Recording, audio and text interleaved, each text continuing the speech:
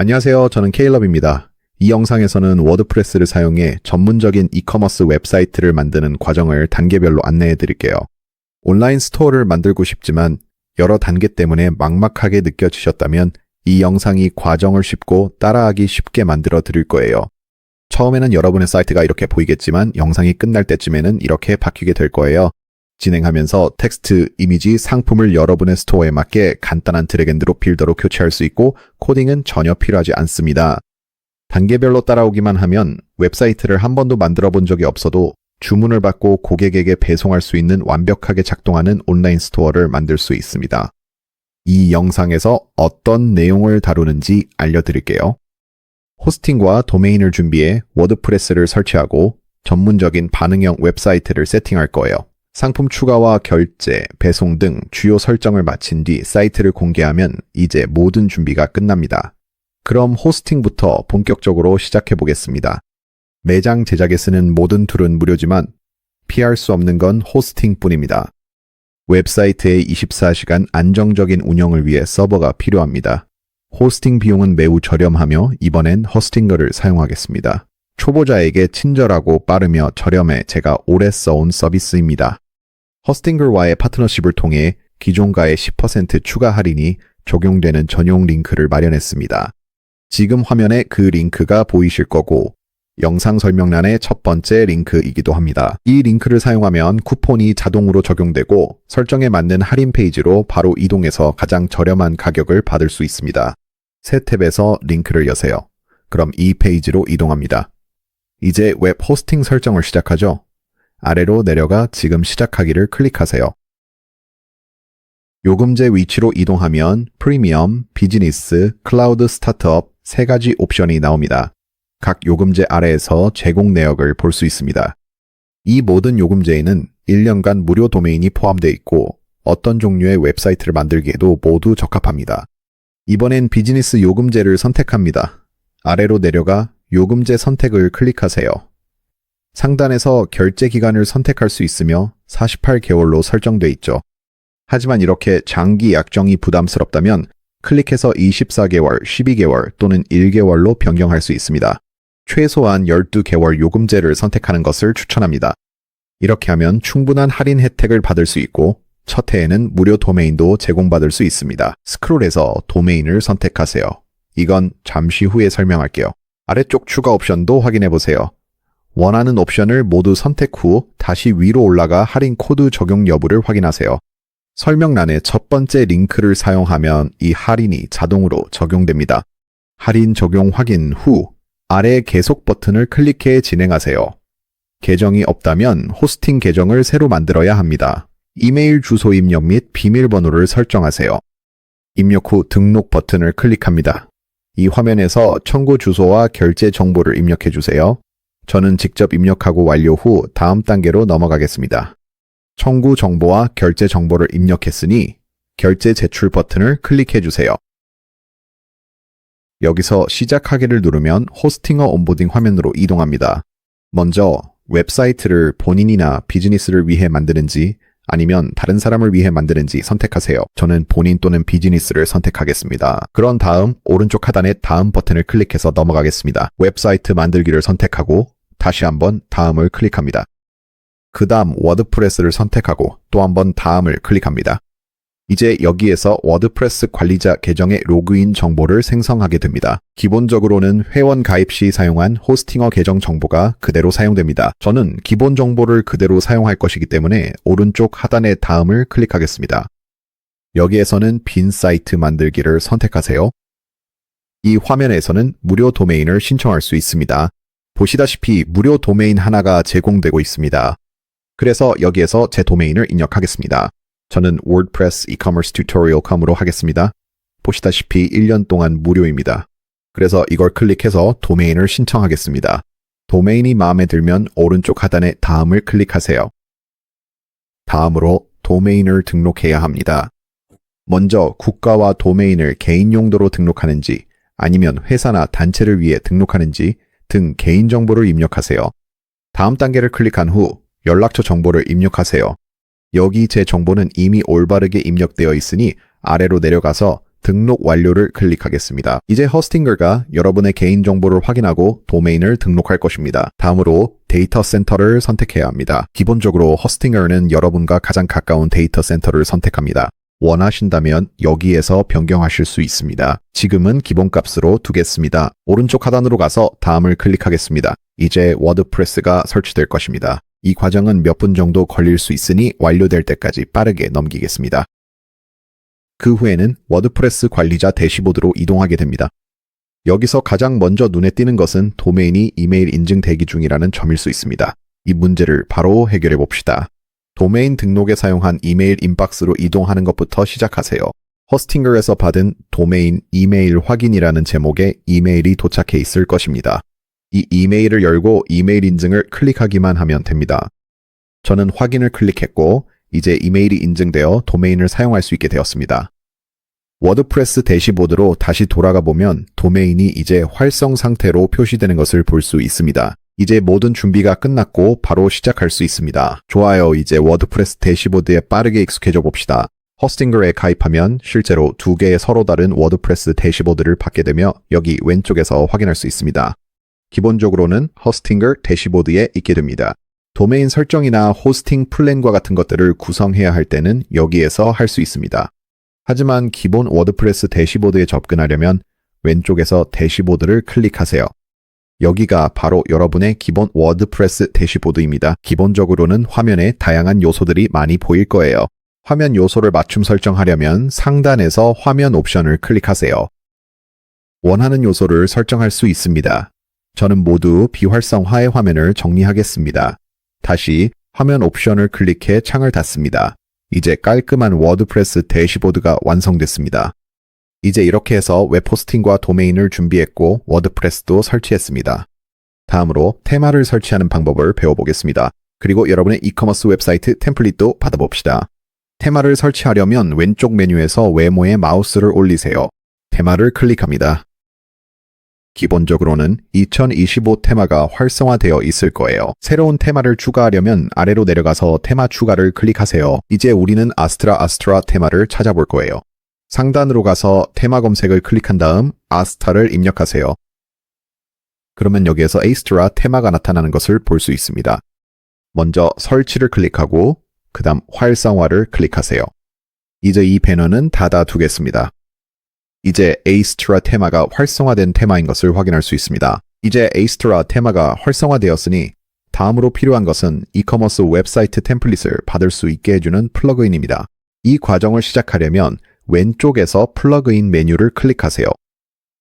허스팅글을 사용하면 기본적으로 다양한 플러그인들이 미리 설치되어 있습니다. 깔끔하게 시작하려면 이 플러그인들을 비활성화하는 것을 추천합니다. 간단하게 하려면 상단에 있는 체크박스를 클릭하세요.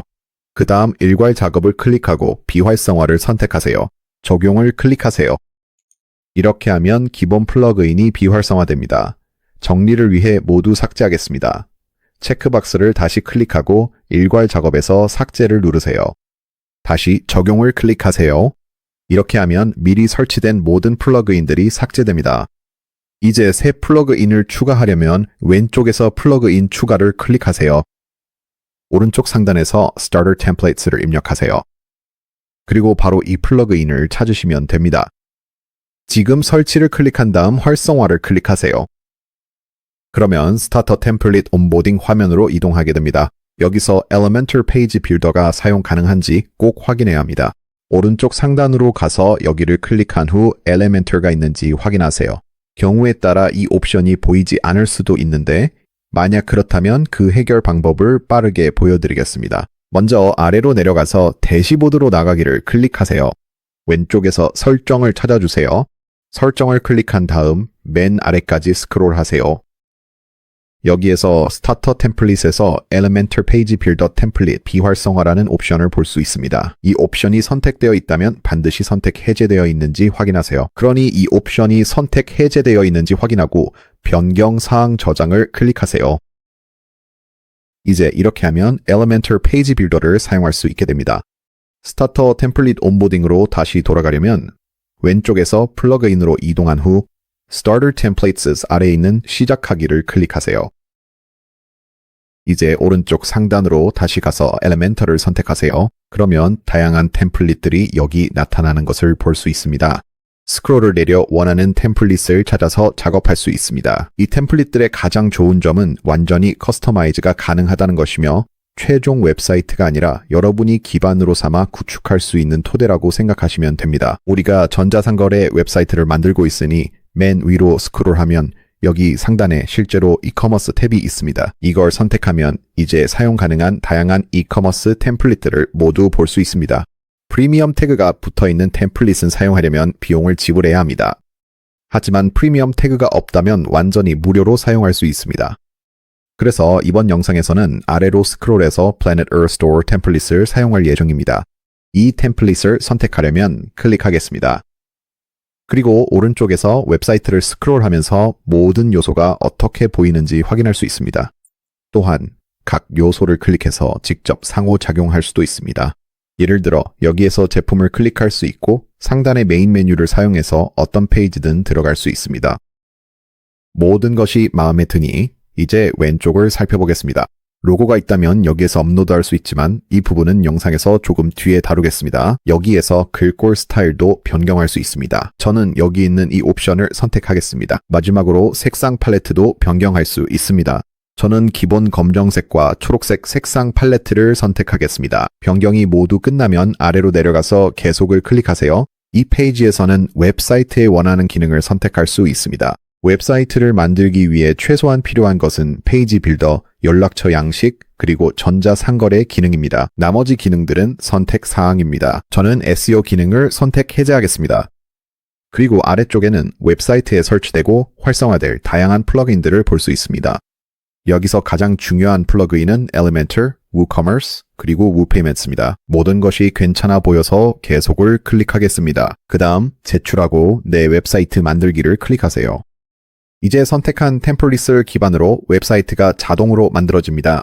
이 과정은 몇 분 정도 걸릴 수 있으니 완료될 때까지 빠르게 넘어가겠습니다. 이렇게 하면 웹사이트가 바로 준비됩니다. 먼저 웹사이트 보기를 클릭하세요. 홈페이지로 이동하면 자유롭게 스크롤하면서 모든 것이 어떻게 보이는지 확인해 보세요. 이제 테마가 설치되고 전자상거래 웹사이트 템플릿이 활성화되었습니다. 이제 모든 준비가 끝났으니 웹사이트를 커스터마이즈할 시간입니다. 이제 웹사이트를 커스터마이즈 하려면 맨 위로 다시 올라가서 여기 있는 Elementor로 편집 버튼을 찾아야 합니다. 이 버튼을 클릭하세요. 좋아요. 이제 Elementor 페이지 빌더에 들어왔습니다. 웹사이트의 콘텐츠를 편집하기 전에 몇 가지를 빠르게 이해하고 넘어가겠습니다. 왼쪽에 있는 요소 탭부터 시작해 볼게요. 여기서 컨테이너, 그리드 등 레이아웃을 추가하세요. 다양한 위젯과 텍스트, 이미지, 비디오, 버튼도 배치 가능합니다. 스크롤을 내리면 더 많은 옵션이 있습니다. 중앙의 페이지 뷰를 보시죠. 여기엔 웹사이트에서 편집 중인 콘텐츠가 표시됩니다. 그리고 오른쪽에는 구조 패널이 있습니다. 컨테이너를 확장하면 그 안에 들어있는 다양한 위젯들을 볼 수 있습니다. 예를 들어 이 컨테이너 안에는 두 개의 텍스트 헤딩과 버튼이 있습니다. 그리고 다시 중앙을 보면 두 개의 텍스트 헤딩과 버튼이 있는 것을 확인할 수 있습니다. 그래서 이것은 일종의 웹사이트 지도를 보는 것과 같습니다. 이제 여기 위를 닫아보겠습니다. 이제 이렇게 해서 엘리멘터 페이지 빌더를 어떻게 다루는지 이해하게 되었습니다. 다음으로 섹션, 컨테이너, 위젯에 대해 알아보겠습니다. 웹사이트를 스크롤해서 가장 잘 이해할 수 있는 섹션을 찾아보겠습니다. 웹사이트는 섹션들로 구성되어 있습니다. 그리고 섹션은 여기 이 분홍색 상자로 강조 표시됩니다. 그리고 섹션 안에는 여러 개의 컨테이너가 있습니다. 컨테이너는 이 회색 점선 상자로 표시됩니다. 그리고 컨테이너 안에는 다양한 위젯들이 들어갑니다. 여기서 무언가에 마우스를 올렸을 때 분홍색 연필 아이콘이 나타난다면 그것은 내가 위젯 위에 마우스를 올리고 있다는 뜻입니다. 그러니까 기억해야 할 것은 섹션이 있다는 점입니다. 그리고 각 섹션 안에는 컨테이너가 있습니다. 그리고 그 컨테이너 안에는 위젯들이 있습니다. 이것이 바로 웹사이트의 전체 구조입니다. 이제 다시 맨 위로 스크롤 하겠습니다. 웹사이트의 메인 히어로 섹션을 편집하는 것부터 시작해 보겠습니다. 먼저 여기 있는 미리 만들어진 섹션을 삭제하고 새 섹션을 처음부터 만들어 보겠습니다. 섹션을 삭제하려면 위로 올라가서 X 아이콘을 클릭하세요. 이렇게 하면 해당 섹션이 삭제됩니다. 이제 새 섹션을 추가하려면 플러스 아이콘을 클릭하세요. 그러면 몇 가지 옵션이 나타납니다. 처음부터 새 섹션을 만들고 싶다면 플러스 아이콘을 클릭하면 됩니다. 엘리멘털에서 미리 만들어진 섹션을 둘러보고 싶다면 여기 폴더 아이콘을 클릭하면 됩니다. AI를 사용해서 섹션을 생성하려면 여기 있는 이 버튼을 클릭하면 됩니다. 그리고 Starter Templates에도 미리 만들어진 섹션과 페이지가 있어서 선택할 수 있습니다. 그래서 빠르게 무언가를 만들고 싶다면 여기 있는 다른 옵션들을 사용할 수 있습니다. 하지만 이번 영상에서는 우리가 직접 처음부터 실제 섹션을 만드는 방법을 배우기 위해 여기 플러스 아이콘을 클릭할 거예요. 레이아웃은 플렉스박스를 선택하겠습니다. 그리고 오른쪽에 있는 구조 패널을 닫을게요. 그리고 이제 선택할 수 있는 다양한 섹션 구조들을 모두 볼 수 있습니다. 이 웹사이트에서는 여기 있는 투 패널 구조를 선택하겠습니다. 그래서 여기를 클릭하면 맨 위에 새로운 섹션이 생긴 것을 볼 수 있습니다. 하지만 지금은 섹션이 너무 작아서 보기 어렵네요. 그래서 이제 이 부분을 고쳐보겠습니다. 왼쪽에서 높이 슬라이더를 찾아보세요. 이 값을 픽셀에서 VH로 바꾸고 100으로 설정하세요. 이제 섹션이 페이지 전체 높이를 차지하게 됩니다. 다음으로 이 밝은 흰색 배경 대신에 배너 이미지를 추가하고 싶습니다. 그렇게 하려면 왼쪽에 있는 스타일로 이동한 다음 배경 유형을 선택할 수 있습니다. 클래식을 클릭하면 색상이나 이미지를 선택할 수 있습니다. 이번에는 이미지를 선택하겠습니다. 배너 이미지를 업로드하려면 여기 플러스 아이콘을 클릭한 다음 데스크탑에서 이미지를 드래그 앤 드롭해서 넣겠습니다. 여기서 이미지를 업로드하겠습니다. 그런 다음 오른쪽 하단으로 가서 선택을 클릭합니다. 지금은 이미지를 실제로 볼 수 없는데 그 이유는 이미지가 너무 크기 때문입니다. 이 문제는 왼쪽에 있는 설정으로 가서 해결할 수 있습니다. 이제 사용하는 이미지와 해상도에 따라 여기서 이미지 해상도를 조정해야 할 수도 있지만 대부분의 경우 아래로 내려가서 디스플레이 크기 설정을 찾아야 합니다. 이 설정을 기본값에서 컨테인으로 변경하세요. 이제 전체 이미지가 화면에 나타나는 것을 볼 수 있을 것입니다. 디스플레이 크기를 컨테인으로 변경하면 이미지가 섹션 내에서만 보이도록 조정됩니다. 이제 배경 이미지를 추가했으니 위젯을 추가하기 시작할 수 있습니다. 먼저 텍스트를 추가해 보겠습니다. 왼쪽 상단으로 가서 여기 있는 플러스 버튼을 찾으세요. 그리고 텍스트 헤딩을 드래그해서 추가하겠습니다. 이것을 여기 왼쪽에 드래그해서 넣을게요. 여기 위에 분홍색 선이 보일 겁니다.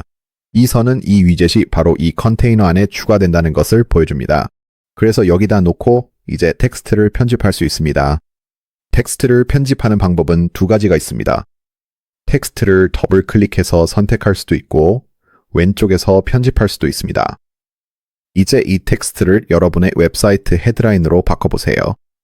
저는 여기다가 제 헤드라인을 입력하겠습니다.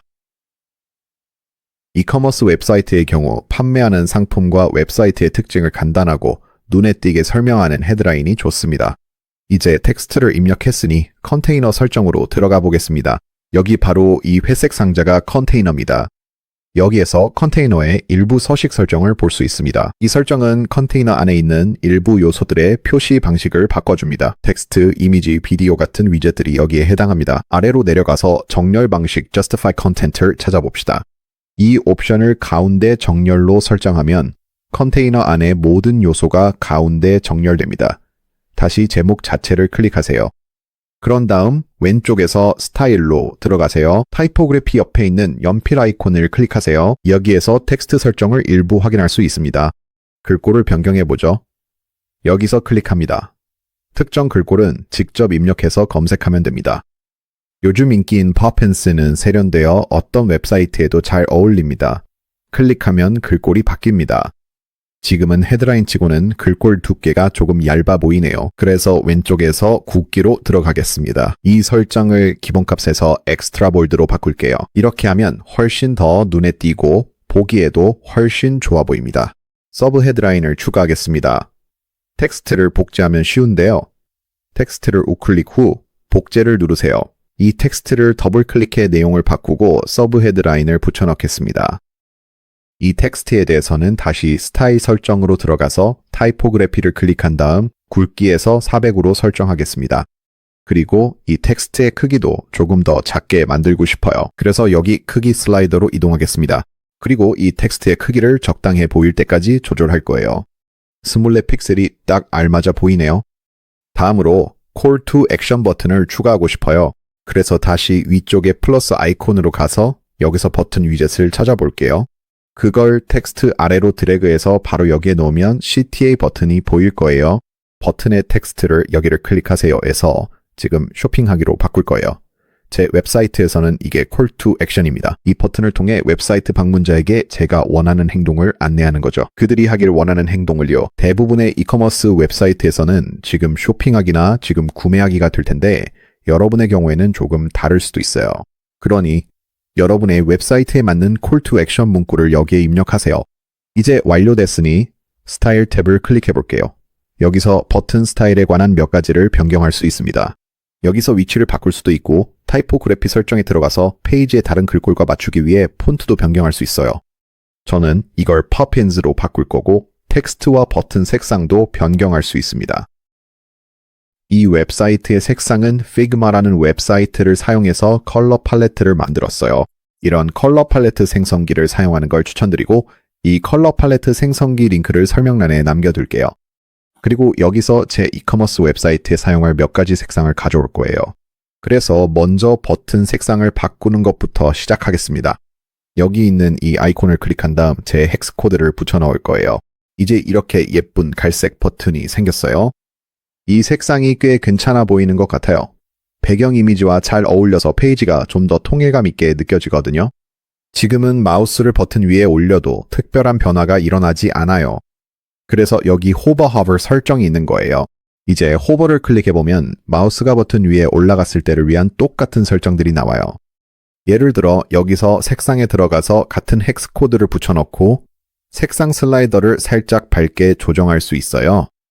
이제 버튼 위에 마우스를 올리면 버튼 색상이 조금 더 밝아집니다.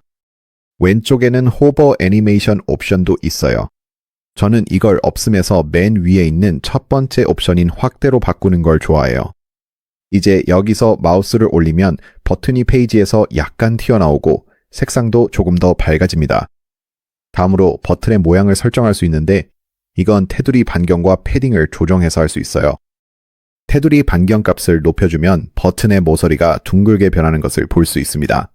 이렇게 값을 10으로 설정하고 다음으로는 패딩을 한번 조정해 보겠습니다. 여기서 패딩을 조정할게요. 보시다시피 값을 올리면 버튼이 더 커집니다. 그래서 다시 값을 좀 낮추겠습니다.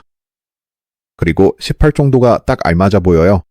그리고 지금은 이 값들이 서로 연결되어 있어서 예를 들어 여기 있는 아이콘을 클릭하면 값의 연결이 해제되고 패딩 값을 각각 따로 조정할 수 있습니다.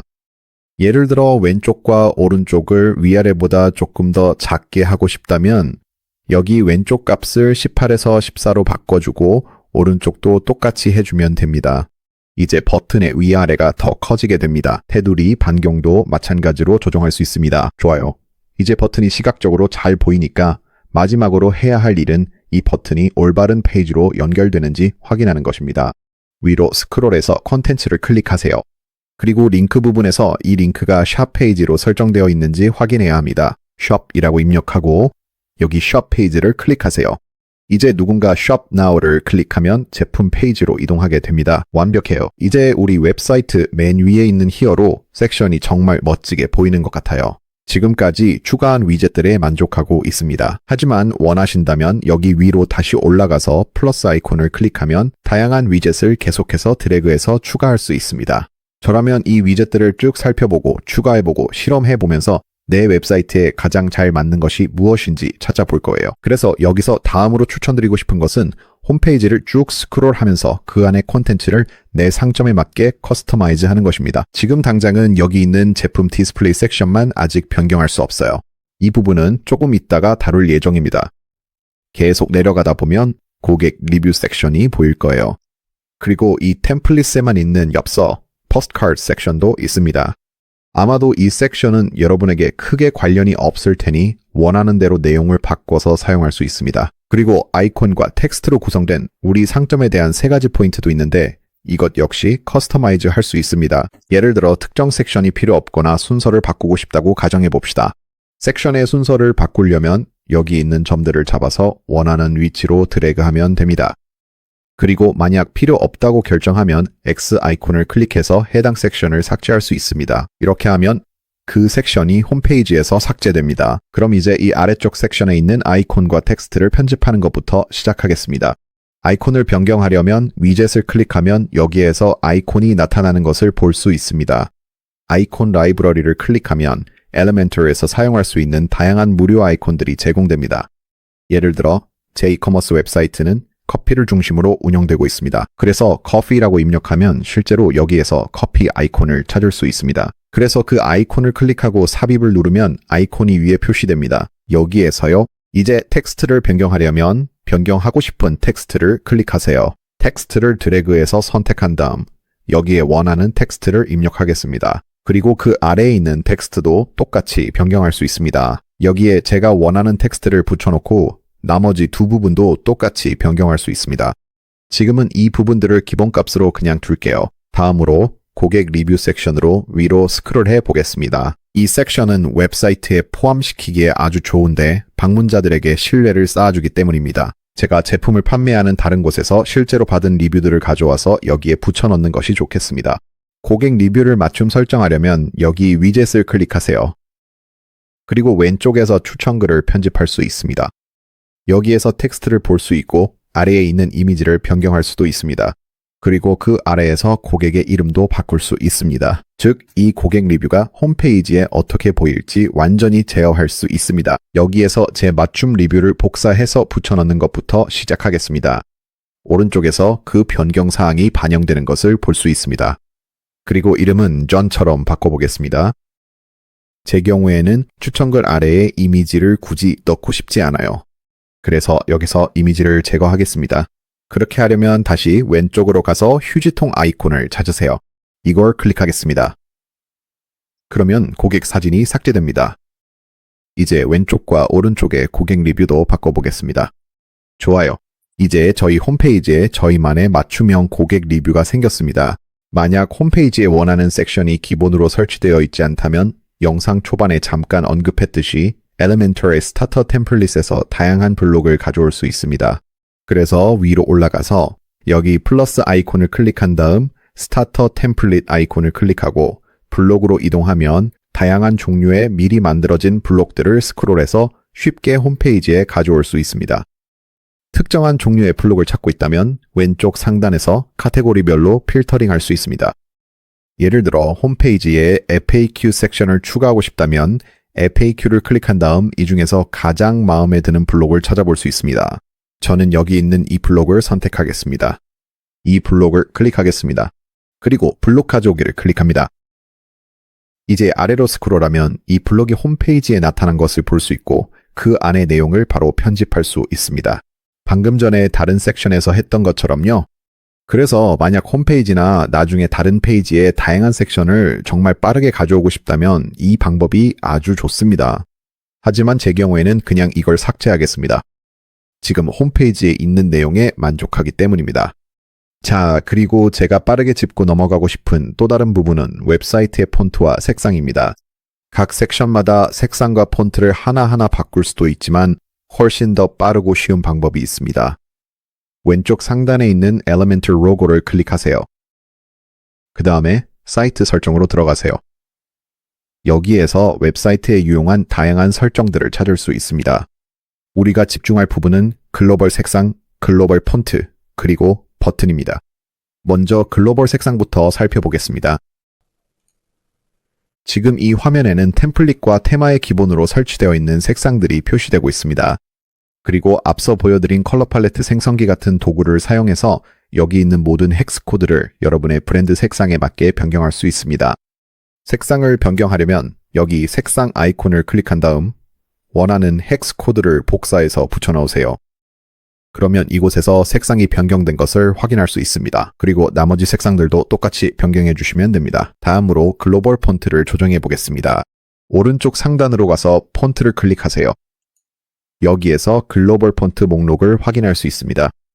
먼저 프라이머리를 클릭한 다음 여기서 폰트 패밀리를 변경할 수 있습니다. 아까 저는 퍼핀스 폰트를 선택했으니 웹사이트 전체에 일관되게 적용하려고 합니다. 그래서 퍼핀스 폰트를 선택하겠습니다. 또한 폰트 두께 같은 것도 변경할 수 있습니다. 하지만 제 경우에는 이 모습이 마음에 듭니다. 이제 보조 텍스트와 강조 폰트도 모두 동일하게 변경하겠습니다. 완벽하네요. 이제 웹사이트 내의 모든 폰트가 완전히 동일해졌습니다. 이제 변경사항 저장을 클릭하겠습니다. 이렇게 해서 웹사이트의 글로벌 폰트와 글로벌 색상을 모두 조정했습니다. 상단으로 가서 뒤로 가기 버튼을 클릭한 다음 버튼 항목으로 들어가겠습니다. 웹사이트의 버튼들은 모두 제 웹사이트 상단의 메인 히어로 섹션에 있는 버튼과 비슷하게 보이길 원합니다. 그래서 왼쪽의 색상 항목에서 기본 초록색을 이전에 사용한 맞춤 색상으로 변경하겠습니다. 그리고 나서 호버 설정으로 들어가겠습니다. 그리고 다시 한번 이 색상을 초록색에서 비슷하지만 더 밝은 갈색으로 변경하겠습니다. 또한 모든 버튼이 특정한 모양을 갖도록 하고 싶다면 여기서 다른 설정들도 조정할 수 있습니다.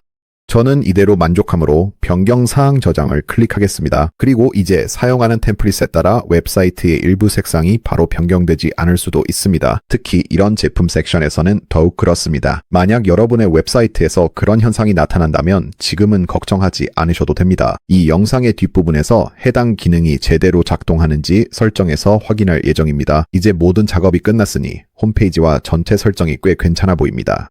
좋아요. 이제 홈페이지가 성공적으로 설정되었습니다.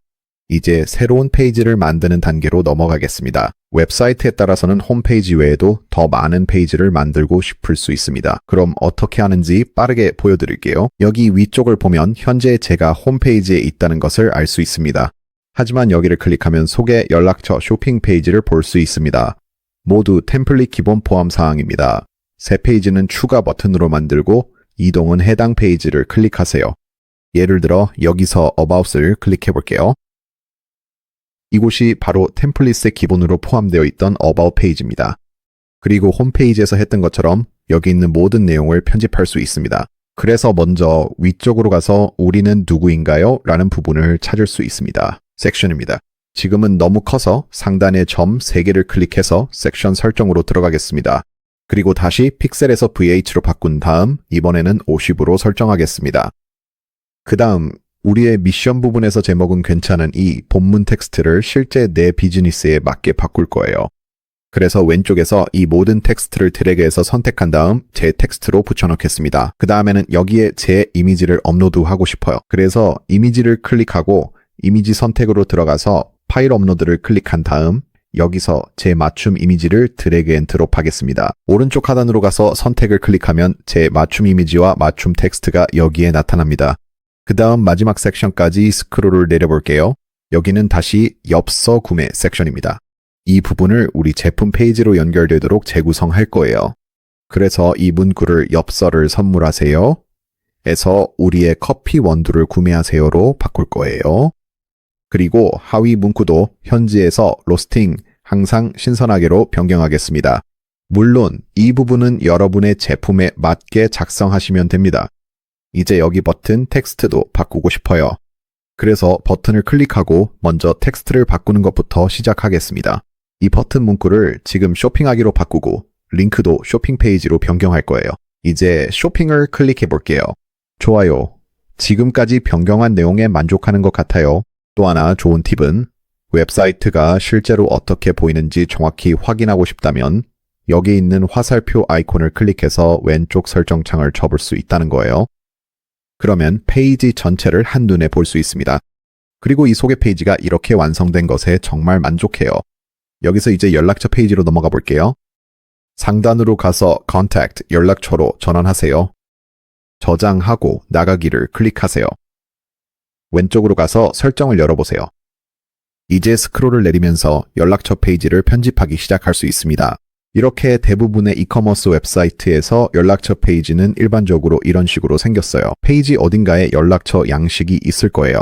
그리고 원한다면 기타 연락처 정보도 추가할 수 있습니다. 그리고 선택한 템플릿에 따라 Elementor 페이지 빌더 내에서는 연락처 양식과 관련된 설정을 대부분 변경할 수 없을 거예요. 이번 경우에는 이 템플릿이 SureForms라는 플러그인을 사용하고 있습니다. 그래서 연락처 양식 설정을 구성하려면 실제로 워드프레스 대시보드로 다시 돌아가야 해요. 이 부분은 잠시 후에 자세히 다룰 예정입니다. 우선 오른쪽에 있는 정보를 조정하는 것부터 시작해 볼게요.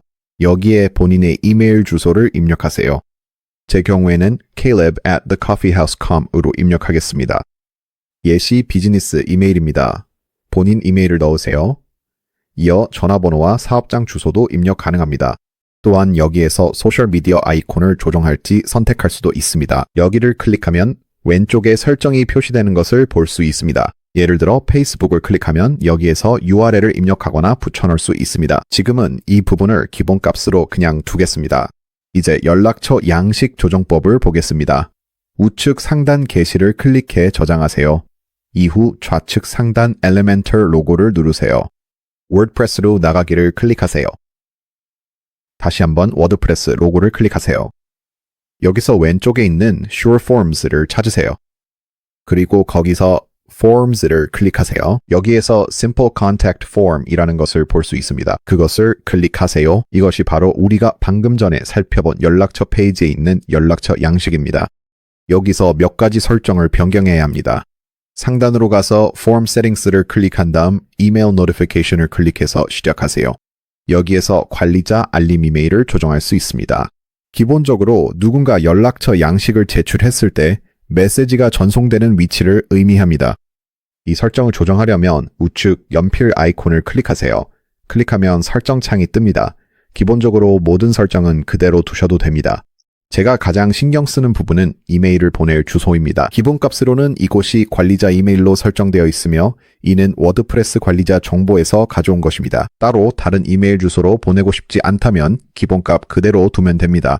그럼 나머지 설정은 자동으로 잘 작동할 것입니다. 하단 경고 메시지는 발신자 주소와 도메인이 불일치할 경우 스팸 분류나 전송 실패가 발생할 수 있다는 내용입니다.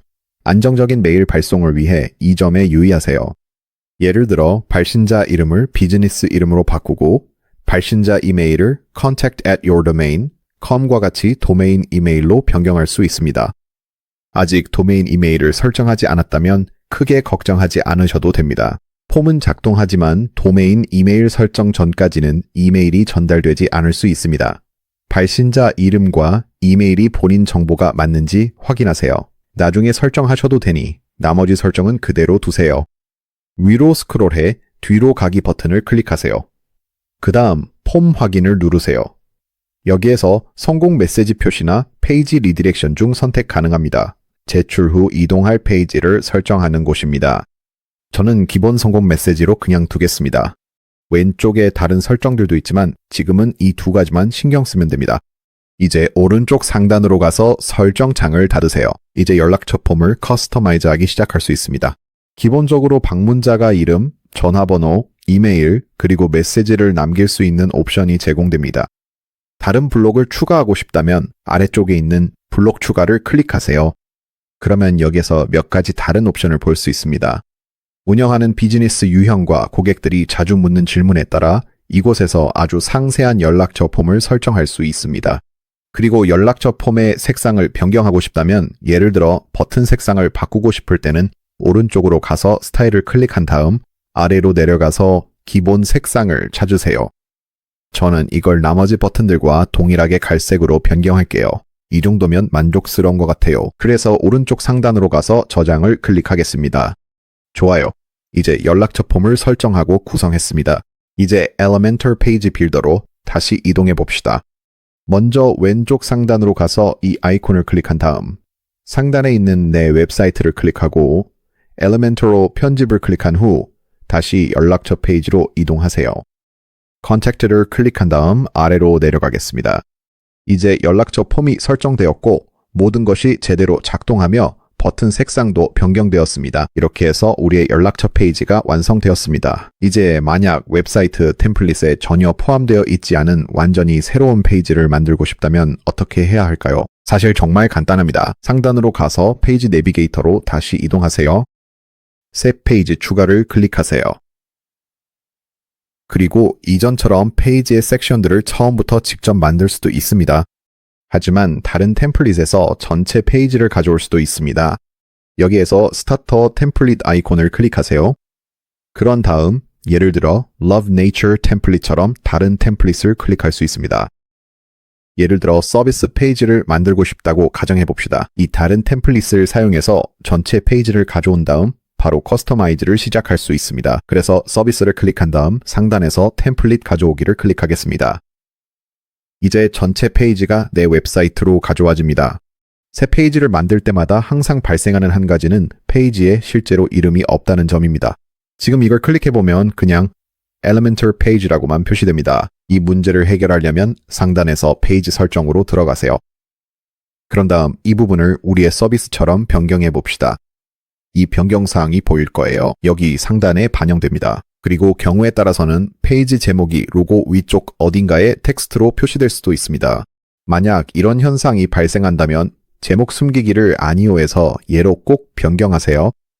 그러면 웹페이지에 제목이 나타나지 않게 됩니다. 이제 여기서부터는 이전과 마찬가지로 다양한 컨테이너, 위젯, 섹션을 자유롭게 커스터마이즈 할 수 있습니다. 그리고 모든 설정이 마음에 들면 왼쪽에서 상태를 임시 저장해서 공개로 변경하세요. 그런 다음 오른쪽 상단으로 가서 다시 공개 버튼을 클릭하세요. 이제 완전히 새로운 페이지가 만들어졌습니다. 이제 웹사이트 상단에 있는 헤더를 살펴보겠습니다. 방금 새 페이지를 만들었지만 실제로는 메인 메뉴 내비게이션에 나타나지 않습니다. 그리고 스토어의 로고도 업데이트해야 합니다.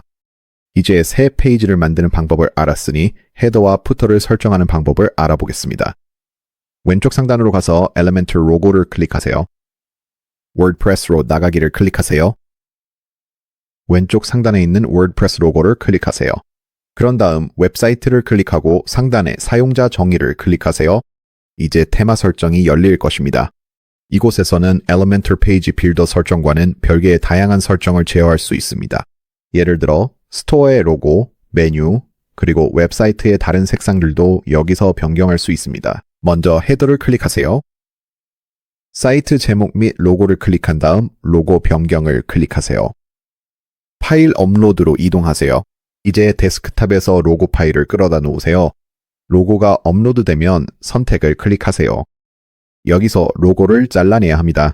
아래에 여백을 주고 위에도 추가합니다. 이러면 적당하네요. 이미지 자르기를 클릭하면 좌측 상단 로고가 바뀝니다.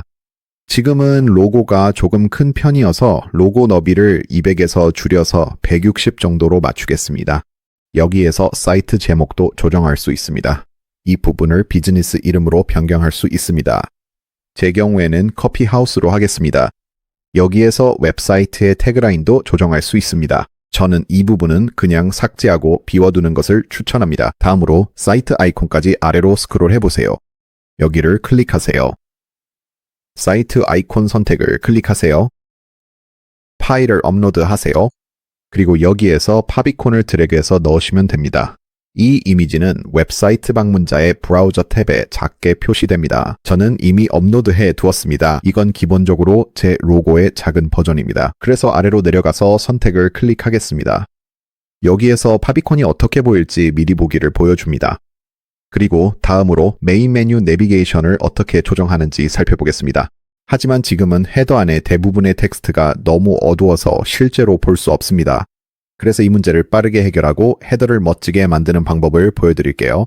뒤로 가기 버튼을 클릭하고 헤더로 들어가서 아래로 내려가 투명 헤더를 찾아주세요. 그리고 전체 웹사이트에 적용을 클릭해 활성화하세요. 그러면 여기 비활성화 위치라는 탭이 나타나는 것을 볼 수 있습니다. 이걸 열어보세요. WooCommerce 상품 페이지가 선택 해제되어 있는지 꼭 확인하세요. 그 다음 위쪽에 있는 디자인 탭으로 이동하세요. 여기에는 설정할 수 있는 다양한 옵션들이 있습니다. 저는 주로 기본 헤더에 신경을 쓰고 있습니다. 오른쪽에 있는 원을 클릭해서 색상을 조정하세요. 아래로 스크롤해서 지금까지 웹사이트 전체에 사용해온 헥스 코드를 여기에 입력할게요. 갈색으로 설정하면 여기 헤더가 바뀝니다. 이제 불투명도, 슬라이더를 조절해 투명도를 낮춥니다.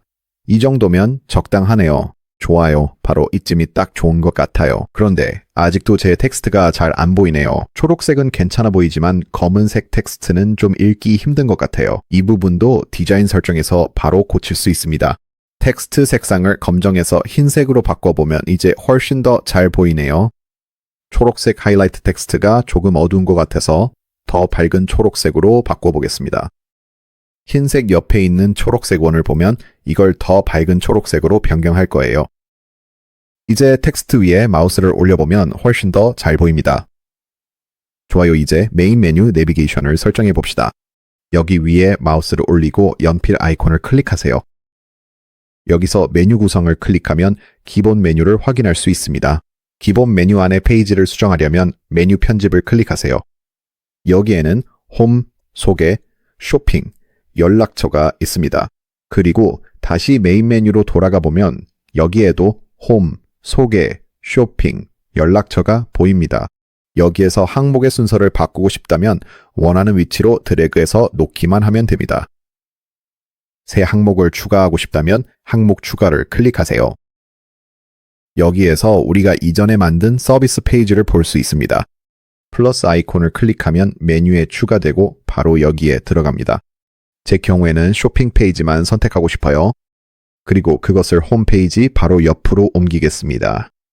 그래서 여기다가 드롭한 다음 다시 웹사이트로 돌아가면 이제 홈페이지, 쇼핑 페이지, 어바웃 페이지, 연락처 페이지, 그리고 서비스 페이지가 있습니다. 이제 마지막으로 헤더의 레이아웃을 살펴보겠습니다. 여기서 헤더 위에 마우스를 올리고 왼쪽 상단의 연필 아이콘을 클릭하세요. 그러면 하단에 레이아웃 설정이 나타나는 것을 볼 수 있습니다. 현재는 사이트 제목과 로고, 메뉴, 장바구니, 그리고 계정 버튼이 있습니다. 헤더 안에서 이러한 요소들의 순서를 바꾸고 싶다면 그냥 드래그해서 원하는 위치에 놓으면 됩니다. 장바구니 아이콘이 가장 오른쪽에 있는 게 가장 자연스러운 것 같아서 이 변경이 마음에 듭니다. 이제 이것까지 완료했으니 푸터 설정을 살펴보겠습니다. 푸터로 이동하려면 웹사이트 맨 아래까지 스크롤한 다음 여기 푸터 위에 마우스를 올리고 왼쪽 상단에 있는 연필 아이콘을 클릭하세요. 다시 한번 헤더에서처럼 레이아웃 설정이 나타나는 것을 볼 수 있습니다. 여기 푸터에 있는 로고가 잘못된 것을 확인했습니다. 그래서 이걸 변경하기 위해 연필 아이콘을 클릭하겠습니다. 그 다음 확인을 클릭하겠습니다. 그리고 여기서 교체를 클릭하고 미디어 라이브러리를 엽니다. 이제 아까 업로드한 로고를 찾아서 선택을 클릭하겠습니다. 그러면 로고가 여기 푸터에 업로드됩니다. 또한 푸터 안에는 푸터 메뉴가 있는데 이 메뉴는 웹사이트 상단에 있는 메뉴와 완전히 동일합니다. 여기에는 저작권 안내문도 있습니다. 이 부분을 변경하고 싶다면 오른쪽에서 클릭한 후 텍스트를 바로 바꿀 수 있습니다. 정책 페이지를 추가할 때 영상 후반부에서 다시 푸터로 돌아올 예정입니다. 그래서 지금은 이 부분을 그대로 두겠습니다. 변경 사항을 저장하려면 상단으로 가서 게시를 클릭하세요. 이제 다시 위로 스크롤해보면 모든 것이 꽤 좋아 보입니다. 여기 있는 김에 우리가 확인해야 할 또 다른 것은 아스트라 테마의 글로벌 설정입니다. 앞서 엘리멘털 페이지 빌더에서 글로벌 설정을 변경했던 것을 기억하시죠? 하지만 웹사이트 내의 일부 디자인 요소들은 아스트라 테마를 통해 제어됩니다. 그리고 이 글로벌 설정은 우리가 앞서 변경했던 것과는 다릅니다. 이 설정에 접근하려면 여기에서 뒤로 가기 버튼을 클릭하세요. 그리고 다시 한번 글로벌을 클릭하세요. 먼저 타이포그래피를 클릭해 보겠습니다. 지금 보시면 본문 폰트와 헤딩 폰트가 제가 이전에 선택한 퍼핀스 폰트가 아니라 다른 폰트를 사용하고 있습니다. 그래서 이 모든 항목을 살펴보고 DM 센스나 다른 폰트로 되어 있는 부분을 퍼핀스로 변경하겠습니다. 여기로 가서 원하는 폰트 이름을 입력하면 바로 여기 나타납니다. 이제 글로벌 설정 내의 나머지 폰트들도 모두 이렇게 변경해 주겠습니다. 이제 글로벌 설정에서 모든 폰트를 변경 완료했습니다. 이제 우리 웹사이트 전체에서 오직 한 가지 폰트만 사용될 것입니다. 이렇게 하면 모든 것이 정말 통일감 있게 보일 거예요. 이제 다시 돌아가서 컬러를 클릭하겠습니다. 여기에서는 색상 팔레트를 변경할 수 있습니다. 지금은 홈페이지에서 이 글로벌 설정이 제어하는 색상들을 실제로 볼 수 없습니다. 예를 들어 여기에서 상품 페이지로 들어가 보겠습니다. 이 상품 페이지에서는 많은 콘텐츠가 글로벌 색상 팔레트에서 색상을 가져오고 있습니다. 이건 아스트라 테마 설정에서 적용됩니다. 예를 들어 여기에서 본문 텍스트 전체가 이 회색을 사용하고 있습니다. 만약 제가 이 색상을 원하지 않는다면 여기에서 색상을 클릭해서 검정색으로 변경할 수 있습니다. 그래서 제가 추천하는 방법은 이 과정을 거치는 것입니다. 그리고 여기에서 글로벌 색상 팔레트를 원하는 색상에 맞게 변경하거나 아니면 각각의 개별 색상을 하나씩 확인해서 모두 원하는 대로 작동하는지 확인할 수 있습니다. 저는 여기에서 색상 팔레트를 조정해 보겠습니다. 그래서 저는 글로벌 색상 팔레트 내의 모든 색상을 업데이트했고 다른 설정들도 모두 확인해서 만족스러운지 점검했습니다. 모든 선택에 만족하셨다면 이제 다음 단계로 넘어갈 수 있습니다. 다음 단계는 제품을 추가하고 제품 카테고리를 스토어에 넣는 것입니다. 제품 추가를 시작하려면 상단의 게시 버튼을 클릭해서 지금까지의 변경 사항을 저장하세요. 그런 다음 여기 X 아이콘을 클릭하고 워드프레스 로고를 클릭합니다. 이제 아래로 내려가서 제품을 클릭한 후 여기서 카테고리로 들어가세요. 전자상거래 웹사이트에서 어떤 종류의 제품을 판매하든 제품 카테고리를 만드는 것이 확실히 가치가 있습니다. 이렇게 하면 다양한 제품들을 쉽게 정리할 수 있습니다. 게다가 고객들이 원하는 제품을 훨씬 더 쉽게 찾을 수 있게 됩니다. 오른쪽에 보면 자동으로 생성된 카테고리들이 보일 거예요. 이 카테고리들은 필요 없으니 삭제해 보겠습니다. 여기 체크박스를 클릭해서 모두 선택한 다음 일괄 작업을 클릭하고 삭제를 선택하세요. 적용을 누르면 자동 생성된 모든 카테고리가 삭제됩니다. 이제 첫 번째 카테고리로 저는 커피 가루라고 이름을 지을게요. 여기에는 여러분의 제품에 맞는 이름을 자유롭게 입력하시면 됩니다. 슬러그는 Coffee Grounds로 정하겠습니다. 이 부분이 URL의 끝에 붙게 됩니다. 크게 신경 쓸 필요는 없어요. 여기에도 의미 있는 단어를 입력해 주세요. 그리고 상위 카테고리는 이 카테고리가 다른 제품의 하위 카테고리가 아니라면 따로 설정할 필요가 없습니다. 예를 들어 전자제품 카테고리가 있고 새로 헤드폰 카테고리를 만든다고 가정해 볼게요. 그럴 경우에는 헤드폰 카테고리가 전자제품의 상위 카테고리에 들어가게 됩니다. 하지만 이번에는 그냥 없음으로 둘게요. 이제 간단한 설명을 추가해 봅시다. 저희의 모든 커피 가루 제품을 한 곳에서 만나보세요. 사용하는 테마에 따라 이 설명이 보일 수도 있고 안 보일 수도 있지만 간단하게 추가해 두는 것이 좋습니다. 다음으로 원하신다면 썸네일 이미지를 업로드할 수 있습니다. 여기에서 간단한 썸네일을 업로드하겠습니다. 업로드가 완료되면 이미지 사용을 클릭하고 그 다음에 새 카테고리 추가를 클릭할게요. 이제 맨 위로 스크롤해보면 커피 가루 상품 카테고리가 생긴 것을 볼 수 있습니다. 이제 여러분이 이커머스 웹사이트에 만들고 싶은 나머지 상품 카테고리들도 똑같은 방법으로 추가해 주세요. 저는 일단 커피 가루 카테고리 하나만 만들겠습니다. 다음으로 모든 상품을 클릭하세요. 여기에서는 자동으로 생성된 상품들이 더 보일 거예요. 선택한 템플릿에 따라 이 상품들이 조금씩 다를 수 있지만 어쨌든 이 상품들은 삭제하고 우리만의 상품을 추가해야 합니다. 이렇게 하려면 먼저 체크박스를 클릭하세요. 일괄 작업을 클릭한 다음 휴지통으로 이동을 선택하세요. 적용을 클릭하세요. 이제 새롭게 시작해서 우리만의 맞춤 상품을 추가할 수 있습니다. 왼쪽에서 새 상품 추가를 클릭하세요. 먼저 상품 이름을 정해봅시다. 저는 여기에서 상품 이름을 복사해서 붙여 넣을게요. 이름은 아주 간단하고 보기 쉽고 읽기 쉽게 만드세요. 상품 제목이 명확하고 고객이 읽기 쉬울수록 그 상품을 클릭할 확률이 높아집니다. 다음으로 상품 설명을 추가해 봅시다. 다시 한번 상품 설명도 여기 복사해서 붙여 넣을게요. 여기에는 간단한 서식을 사용해서 보기 좋고 전문적으로 보이게 하시는 걸 추천합니다. 여기에 너무 많은 내용을 넣지 말고 상품에 대한 가장 중요한 정보만 추가하세요. 다음으로 아래로 스크롤해서 상품 정보를 입력해 봅시다. 여기에서 가격을 설정하세요. 저는 이 가격을 16달러 99센트로 설정하겠습니다. 할인 가격을 원하신다면 여기에도 입력하실 수 있습니다. 예를 들어 16달러 99센트 대신에 지금은 14달러 99센트로 할 수 있습니다. 그리고 이 버튼을 사용해서 할인 기간을 예약할 수도 있습니다. 다음으로 인벤토리 재고로 들어가겠습니다. 여기에서 이 상품의 재고 수량을 추적할지 선택할 수 있습니다. 그래서 여기서 이 기능을 활성화하겠습니다. 그리고 나서 이 상품의 사용 가능한 수량을 설정할 수 있습니다. 예를 들어 저는 이 수량을 100으로 설정하겠습니다. 여기에는 배송과 같은 다른 설정들도 있지만 이 부분은 영상에서 조금 뒤에 자세히 다룰 예정입니다.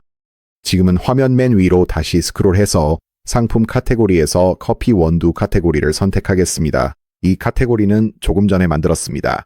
다음으로 상품 이미지를 설정해야 합니다. 그래서 상품 이미지 설정을 클릭한 다음 기본 상품 이미지를 업로드하겠습니다. 오른쪽 하단으로 가서 상품 이미지 설정을 클릭하겠습니다. 그리고 지금 바로 여기로 업로드가 될 거예요. 추가 상품 사진이 있다면 여기에서 업로드 하시면 됩니다. 저는 지금은 한 장의 상품 사진만 사용할 예정입니다. 준비가 됐으니 첫 번째 상품을 게시하겠습니다. 상단에 지금 게시를 클릭합니다. 이제 완료되었으니 위로 가서 상품 보기를 누를게요. 잘 올라갔는지 확인해 보면 네, 다 괜찮아 보이네요. 조금 있다가 이 상품 페이지로 다시 돌아와서 모든 것이 제대로 보이는지 확인할 거예요. 지금 보시면 헤더가 상품 페이지를 가리고 있는 걸 볼 수 있습니다. 하지만 걱정하지 마세요. 이 부분은 나중에 수정할 예정입니다. 하지만 지금으로서는 상품 페이지가 좋은 출발점에 도달했습니다. 저는 방금 하나의 간단한 상품만 만들었습니다. 그런데 만약 고객이 여러 옵션 중에서 선택할 수 있는 상품 목록을 만들고 싶다면 어떻게 해야 할까요?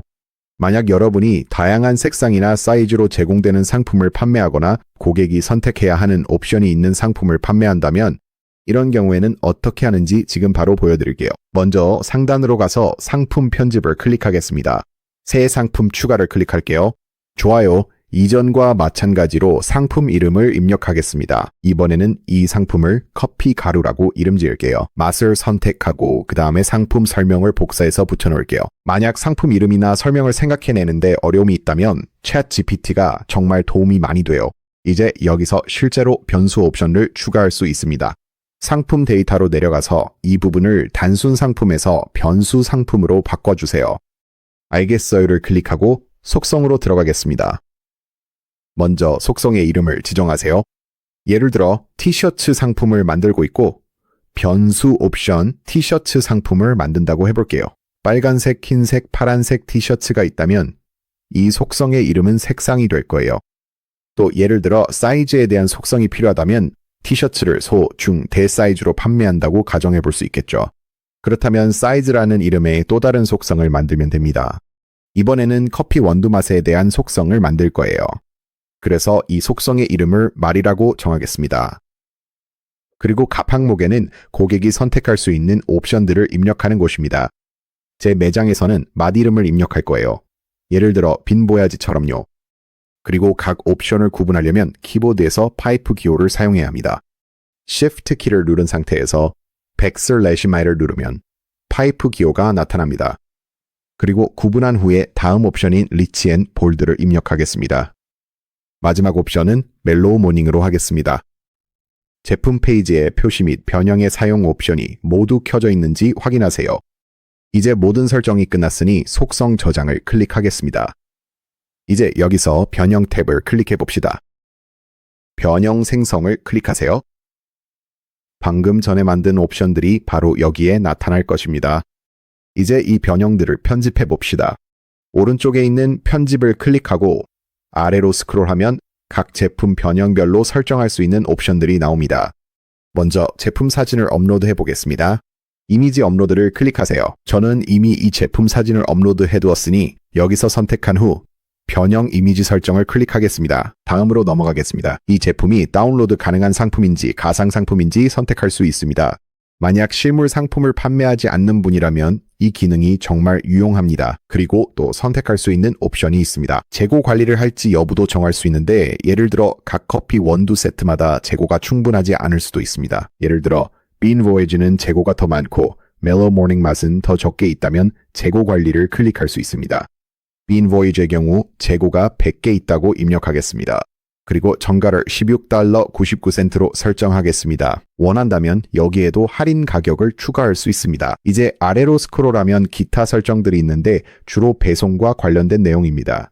하지만 이 부분은 조금 있다가 다루겠습니다. 지금은 나머지 두 가지 옵션으로 들어가서 제품 이미지를 설정하고 가격 등 모든 정보가 정확한지 확인하겠습니다. 좋아요. 이제 다른 옵션들에도 들어가서 제품 이미지, 가격, 재고 정보를 모두 설정했습니다. 제품 사진에 대해 드리고 싶은 또 하나의 팁은 이미지를 만들 때 각 제품 이미지의 해상도가 비슷하도록 맞추는 것입니다. 모든 제품 사진의 해상도가 동일하면 나란히 배치했을 때 훨씬 더 보기 좋게 연출됩니다. 가능하다면 꼭 그렇게 하시길 추천드립니다. 다음으로 다시 위로 스크롤해서 커피 가루 제품 카테고리를 선택하겠습니다. 그리고 이제 제품 이미지를 설정할 거예요. 이 제품 이미지는 웹사이트 방문자가 쇼핑 페이지나 홈페이지를 스크롤할 때 표시되는 이미지입니다. 그래서 제품 이미지 설정을 클릭해서 이 일반적인 사진으로 설정하겠습니다. 그 다음 제품 이미지 설정을 클릭할게요. 이제 모든 설정이 끝났으니 게시를 클릭하겠습니다. 모든 것이 어떻게 되었는지 확인하려면 맨 위로 가서 제품 보기를 클릭하겠습니다. 자, 이렇게 나왔네요. 여기 옵션을 선택하세요 라는 드롭다운 메뉴가 있습니다. 여기서 각 맛을 선택할 수 있습니다. 그리고 이제 빈보야지를 클릭하면 해당 제품 사진이 여기에도 제대로 표시됩니다. 이렇게 제품을 만드는 두 가지 방법이 있습니다. 단일 단순 상품을 만들 수도 있고 변수 상품을 통해 다양한 옵션을 추가할 수도 있습니다. 좋아요. 이제 다음으로 해야 할 일은 제품 페이지를 맞춤 설정하는 것입니다. 아까도 언급했지만 현재 헤더가 제품 페이지를 좀 가리고 있어서 약간 어색해 보입니다. 이걸 수정하려면 맨 위로 가서 맞춤 설정을 클릭하세요. 여기에 오면 디자인을 클릭합니다. 이제 헤더 문제를 해결하려면 간격을 찾고 그 다음에 패딩을 찾아야 합니다. 여기서 값을 연결 해제해 보겠습니다. 그리고 이제 위쪽 값을 점차 늘려가면서 어떤 게 적당한지 확인해 볼 거예요. 그래서 우선 10으로 설정해 보겠습니다. 근데 이보다 조금 더 필요해 보이네요. 그래서 이번에는 50으로 설정해 볼게요. 이제 꽤 괜찮아 보입니다. 이제 헤더와 제품 페이지 시작 부분 사이에 적당한 공간이 생겼어요. 이제 다시 일반으로 돌아가 보겠습니다. 여기에서는 변경할 수 있는 몇 가지 옵션이 있지만 아쉽게도 엘리멘털 페이지 빌더만큼 워드프레스 블록 에디터에서는 자유도가 높지 않습니다. 예를 들어 여기서 기본값에서 일반으로 바꿔도 오른쪽에서 크게 달라지는 점이 없다는 걸 알 수 있습니다. 전체 너비로 바꿔도 마찬가지예요. 이 부분은 템플릿에 따라 다르기 때문에 다른 템플릿을 시도해서 원하는 모양인지 확인해 볼 수 있지만 대부분의 경우 상품 페이지는 사용 중인 템플릿에 따라 거의 정해져 있습니다. 아래로 스크롤하면 사이드바 레이아웃 옵션이 있습니다. 저는 이 부분을 기본 옵션으로 두겠습니다. 그리고 그 아래에는 페이지의 구조가 표시됩니다. 예를 들어 여기서 제목을 카테고리 위로 옮길 수 있습니다. 그리고 지금 보니까 여기에도 커피 가루가 표시되어 있고 아래에도 또 나와 있네요. 그래서 카테고리를 끄기 위해 눈 모양 아이콘을 클릭하려고 합니다. 이렇게 하면 두 번 나타나지 않게 됩니다. 그리고 그 아래에는 신경 쓰지 않아도 되는 좀 더 고급의 기타 옵션들이 있습니다. 그리고 여기 지금 업그레이드 버튼이 있는 것도 보실 수 있는데 이 버튼을 통해 제품 페이지를 훨씬 더 세밀하게 제어할 수 있습니다. 우리는 Starter Templates와 Astra 테마의 무료 버전을 사용하고 있기 때문에 모든 설정을 사용할 수는 없지만 솔직히 말해서 지금도 충분히 좋아 보입니다. 저는 현재 단일 상품 페이지에 대해 꽤 만족하고 있습니다. 이제 맨 위로 다시 스크롤해서 제품 페이지에 대한 변경 사항을 저장하려면 위로 올라가서 게시를 클릭하겠습니다. 이제 제품 페이지를 수정했으니 쇼핑 페이지 편집으로 넘어가 보겠습니다. 여기서 저는 맨 위로 이동하겠습니다. 그리고 Shop을 클릭합니다. 그런 다음 다시 맨 위로 스크롤해서 뒤로 가기 버튼을 클릭합니다. 그리고 제품 카탈로그를 클릭합니다. 여기서 쇼핑 카드 디자인 부분까지 스크롤을 내리겠습니다. 지금은 디자인 2로 설정되어 있지만 디자인 1도 시도해보고 더 나아 보이는지 확인해보세요. 주요하게 바뀌는 부분은 세일 버튼입니다. 그 버튼이 작은 원형 아이콘으로 바뀝니다. 괜찮네요? 표시할 열 개수도 선택 가능합니다. 현재 3열 설정이며 제품 추가 시 여러 번 시도하며 가장 보기 좋은 구성을 확인해 보세요. 그리고 한 페이지에 한 번에 몇 개의 제품을 표시할지도 선택할 수 있습니다. 기본값은 12로 설정되어 있고 저는 일단 기본값으로 두겠습니다. 아래쪽에는 다양한 추가 옵션들과 함께 샵카드 구조도 있습니다. 또한 왼쪽에 있는 각 옵션 옆에 연필 아이콘을 클릭해서 수정할 수도 있습니다. 여기를 쭉 살펴보면 모든 게 꽤 괜찮아 보입니다. 다음 단계로 넘어가기 전에 상단의 디자인 설정을 한번 확인해 봅시다. 그러니 디자인을 클릭하세요. 여기에서 왼쪽 정렬, 가운데 정렬, 오른쪽 정렬 중에서 선택할 수 있습니다. 이런 샵 페이지에는 모든 것을 왼쪽 정렬로 두는 게 가장 적합하다고 생각합니다. 그래서 그냥 이렇게 두겠습니다. 변경사항을 저장하려면 상단의 게시를 클릭하세요. 다음 단계로 넘어가기 전에 다시 홈페이지로 돌아가서 제품들이 어떻게 보이는지 확인해 봅시다. 홈을 클릭하세요. 아래로 스크롤해서 제품들을 찾아봅시다. 여기에서 볼 수 있듯이 제품들이 성공적으로 나타나고 있습니다. 그리고 이 제품들이 우리 홈페이지에 정말 잘 어울린다고 생각해요. 모든 글로벌, 색상, 폰트, 섹션들이 모두 정말 전문적이고 통일성 있게 보입니다. 이제 이 작업까지 끝났으니 우리 스토어가 거의 완성된 것 같아요. 이제 백엔드 설정 몇 가지를 살펴볼 시간입니다. 결제, 세금, 배송을 살펴봅시다. 먼저 결제 설정부터 시작하겠습니다. 왼쪽 상단으로 가서 X 아이콘을 클릭한 다음 워드프레스 로고를 클릭하세요. 여기에서 플러그인으로 내려가서 플러그인 추가를 클릭하세요. 먼저 스트라이프를 입력해보세요. 스트라이프 커머스용 결제 플러그인을 꼭 설치해야 합니다. 여기에서 이 플러그인을 찾으면 지금 설치를 클릭하세요. 이것이 우커머스에서 결제 수단으로 가장 인기 있는 옵션입니다. 이 플러그인을 사용하면 거의 모든 사람이 신용카드나 체크카드 정보를 입력할 수 있습니다. 설치가 완료되면 활성화를 클릭하세요. 여기서 페이팔도 함께 설정해주면 좋습니다. 이 플러그인은 정말 쉽게 설정할 수 있습니다. 지금 설치를 클릭한 다음 다시 활성화를 클릭하세요. 이제 이 창을 닫으세요. 이제 WooCommerce의 왼쪽 메뉴에서 Payment Plugins의 페이팔과 Payment Plugins의 스트라이프를 볼 수 있습니다. 이 두 가지가 우리가 설정해야 할 결제 옵션입니다. 먼저 페이팔부터 시작하겠습니다. 상단으로 올라가서 설정을 클릭한 다음 아래로 스크롤해서 페이팔 연결 옆에 있는 클릭하여 연결을 누르세요. 여기서 창이 하나 열릴 것입니다. 여기에서 결제를 받을 페이팔 계정에 로그인하면 됩니다. 로그인하면 페이팔과의 연결이 설정되고 상태가 연결됨으로 표시될 것입니다. 다음으로 왼쪽 메뉴로 돌아가서 Payment Plugins A Stripe를 클릭하세요. 여기서 설정을 클릭한 다음 아래로 스크롤해서 클릭하여 연결을 누르세요. 여기서는 Stripe 계정에 가입해야 합니다. 아직 Stripe 계정이 없다면 여기에서 이메일 주소를 입력하고 몇 가지 정보를 작성해야 합니다. 그렇게 하고 안내에 따라 진행하면 다음 단계에서 다시 설명드리겠습니다. 이제 Stripe 계정을 연결한 후에는 비즈니스 정보, 은행 정보, 그리고 기타 여러 개인 정보에 대한 질문을 받게 됩니다. 완료 후 아래의 연결 테스트를 클릭해 연결을 확인하세요. 보시는 것처럼 Stripe 연결 테스트가 성공했다고 뜹니다. 이제 준비가 끝났습니다. 참고로 모드는 테스트 상태를 유지해야 합니다. 나중에 이 모드를 실전으로 전환할 겁니다. 지금은 테스트 모드로 두고 나중에 다시 볼게요. 확인을 위해 아래에서 변경 사항 저장을 클릭하세요. 이제 상단 결제 메뉴를 클릭하세요. 그리고 우리는 Payment Plugins A 페이팔과 스트라이프를 찾고 있습니다. 이 두 가지가 모두 활성화되어 있는지 확인해야 합니다.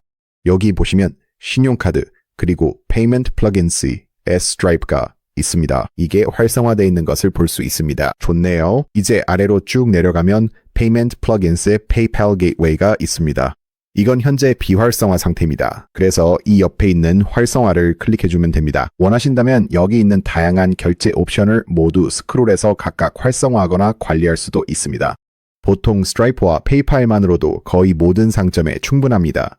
사이트에서 상품을 장바구니에 담아보세요. 체크아웃 페이지로 이동해 제대로 작동하는지 확인하세요. 상단으로 올라가서 웹사이트로 들어가세요. 그런 다음 여기에서 상품 하나를 내려가서 선택해 봅시다. 이 상품을 클릭하세요. 옵션을 선택한 후 장바구니에 담기를 클릭합니다. 그리고 결제하기를 클릭하세요. 이제 아래로 스크롤하면 결제 옵션이 표시됩니다. 고객들은 신용카드나 체크카드를 입력할 수 있고 페이팔도 사용할 수 있습니다. 이 화면을 통해 모든 것이 제대로 작동하고 있다는 것을 알 수 있습니다. 이제 결제 설정이 끝났으니 세금 설정으로 넘어가겠습니다. 왼쪽 상단으로 다시 올라가서 WordPress 로고를 클릭하세요. 아래로 내려가서 플러그인을 찾아봅시다. 플러그인 추가를 클릭하고 여기에서 WooCommerce Tax를 입력하세요. 여기에서 WooCommerce Tax를 찾아 지금 설치를 클릭하세요. 활성화를 클릭한 다음 다시 WooCommerce로 돌아가세요. 설정으로 들어가세요. 이제 아래로 스크롤해서 세금 활성화 옵션을 찾으세요. 세율 및 계산 활성화 옵션을 켜세요. 이 항목을 체크한 후 아래로 스크롤해서 변경사항 저장을 클릭하세요. 여기에서 사이트에 연결하여 WooCommerce Tax를 활성화하세요 라는 팝업이 나타날 것입니다. 이것이 자동세금 설정의 마지막 단계가 될 것입니다. 그러니 연결을 클릭하고 여기서 WordPress.com 계정을 만들어야 합니다. 사실 WordPress.org와 WordPress.com은 별개의 웹사이트입니다. 그리고 WooCommerce 자동세금 플러그인은 작동을 위해 WordPress.com의 일부 기능이 필요합니다. 여기에 이메일 주소를 입력하고 계속을 클릭하세요. 그러면 계정이 자동으로 연결됩니다. 이렇게 하면 설정이 완료됩니다. 알겠습니다. 감사합니다를 클릭하겠습니다. 이제 자동 세금이 활성화되기 전에 마지막으로 해야 할 일은 상단에 있는 세금 탭을 클릭하는 것입니다. 여기에서 자동 세금 비활성화를 자동 세금 활성화로 변경하세요.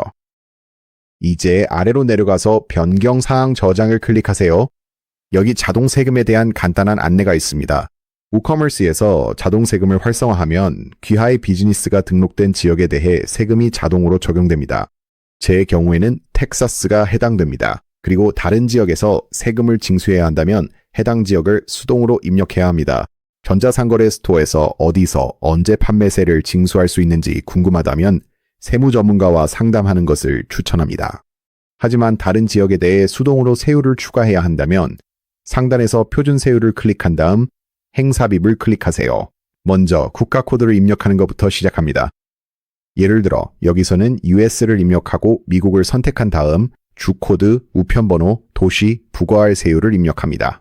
이름을 지정할 수도 있고 기타 다양한 설정도 할 수 있습니다.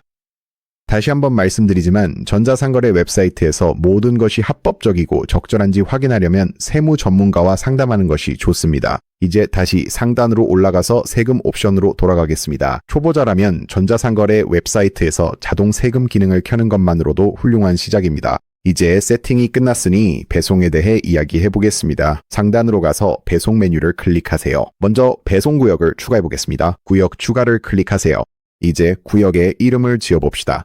예를 들어 전 세계 배송을 제공한다면 이 구역의 이름을 전 세계로 지정할 수 있습니다. 저의 경우에는 미국으로만 배송을 시작해 보겠습니다. 그래서 저는 United States를 입력한 다음 구역 지역을 선택하겠습니다.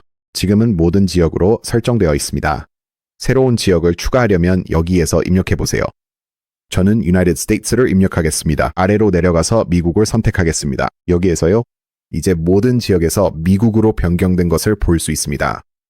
원한다면 특정 우편번호로도 제한할 수 있습니다. 다음으로 배송 방법을 추가해 봅시다.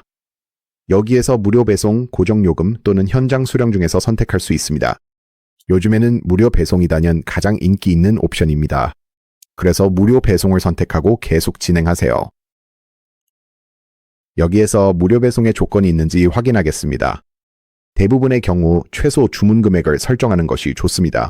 여기에서 이 옵션을 선택하세요. 예를 들어 고객이 무료 배송을 받으려면 우리 매장에서 최소 $10 이상을 구매해야 한다고 해봅시다. 전자상거래 웹사이트를 운영할 때는 항상 고객에게 무료 배송을 제공하는 것을 적극 추천합니다. 고객이 장바구니에 상품을 담고 결제 단계에 갔을 때 상품 가격 외에 높은 배송비가 추가되는 것을 보면 대체로 구매를 포기하게 된다는 것이 입증되었습니다. 그래서 가능하다면 항상 무료 배송을 제공하려고 노력하는 것이 좋습니다. 이제 완료되었으니 생성 및 저장을 클릭하세요. 이제 첫 번째 배송 방법이 생성되었습니다. 이 특정 지역 내에서 원한다면 더 많은 배송 방법을 추가할 수도 있습니다. 예를 들어 여기서 무료 배송을 제공하고 싶지 않다고 가정해 봅시다. 배송 방법 추가를 클릭하고 정액 요금을 선택한 후 계속 진행하겠습니다. 여기서 정액 배송을 제공하고 있고 예를 들어 제품을 배송하는데 $12가 든다면 고객에게 판매하는 제품 가격에 $12를 추가로 청구할 수 있습니다. 여기에서 다양한 배송 클래스 비용도 추가할 수 있습니다. 다시 강조하자면 정액 배송 추가 시 주의하세요. 무료 배송이 가장 좋으며 특히 초보자에겐 더욱 그렇습니다. 전 미국 무료 배송만 설정하겠습니다. 다양한 지역을 추가해 여러 배송 방법을 시도해 보세요. 이는 이커머스 웹사이트에서 판매 품목에 따라 다릅니다. 완료됐으니 뒤로 가기를 눌러 돌아갑니다. 이렇게 하면 됩니다. 이제 미국으로의 배송이 설정되었습니다. 전 세계로 배송을 제공하고 싶다면 여기서도 설정할 수 있습니다. 이제 결제, 세금, 배송 설정이 모두 완료되었습니다. 이제 체크아웃 설정을 마무리하고 웹사이트에서 테스트 주문을 해보겠습니다. 그 전에 새 웹사이트 오픈을 기념해서 빠르게 쿠폰을 하나 만들어 보겠습니다. 쿠폰을 만들려면 왼쪽에서 쿠폰을 찾아 클릭하세요. 그리고 상단에서 새 쿠폰 추가를 클릭합니다. 쿠폰 코드는 welcome10으로 정하겠습니다. 설명란에는 10%라고 입력하겠습니다. 웹사이트 오픈을 기념해서 할인 쿠폰을 제공합니다. 이제 할인 유형에서 몇 가지 옵션이 있습니다. 퍼센트 할인, 고정 금액 장바구니 할인, 고정 금액 상품 할인이 있습니다. 가장 일반적인 쿠폰은 퍼센트 할인입니다. 그래서 쿠폰 금액은 이 옵션으로 선택하겠습니다. 이 금액을 10%로 설정하겠습니다. 또한 이 쿠폰이 무료 배송을 허용할지 선택할 수도 있습니다. 제 상점은 무료 배송만 제공한 이 부분은 신경 안 쓰셔도 돼요. 쿠폰 만료 여부 설정이 가능합니다. 이 부분은 전적으로 여러분의 선택입니다. 그리고 여기에는 사용 제한이 있습니다. 쿠폰을 적용하려면 최소 또는 최대 금액을 설정할 수도 있습니다. 개별 사용만 가능을 선택하면 이 쿠폰은 다른 쿠폰과 함께 사용할 수 없습니다. 또한 세일 중인 상품을 제외할 수도 있습니다. 그리고 아래쪽에는 제외하고 싶은 상품이나 상품 카테고리와 관련된 좀 더 구체적인 옵션들도 있습니다. 그리고 사용 한도 항목에서는 이 쿠폰을 특정 횟수만 사용할 수 있도록 제한할 수 있습니다. 또한 사용자별로 사용 횟수를 제한할 수도 있습니다. 저는 여기 일반 설정에 만족하므로 상단으로 올라가서 게시를 클릭하겠습니다. 다음으로 모든 것이 제대로 작동하는지 확인하기 위해 제 웹사이트에서 테스트 주문을 해보겠습니다. 상단으로 올라가서 우리 웹사이트를 방문해 보겠습니다. 오른쪽에 있는 장바구니로 돌아가서 결제 진행을 클릭한 다음 여기서 결제 정보를 입력하겠습니다. 여기에 테스트 정보를 입력하겠습니다. 우편 번호를 추가해 자동 세금 계산을 확인하죠. 텍사스 우편 번호를 입력하면 보시다시피 세금 계산이 잘 적용됩니다. 다음은 쿠폰 코드 작동을 확인합니다. Welcome 10을 입력하고 적용하겠습니다.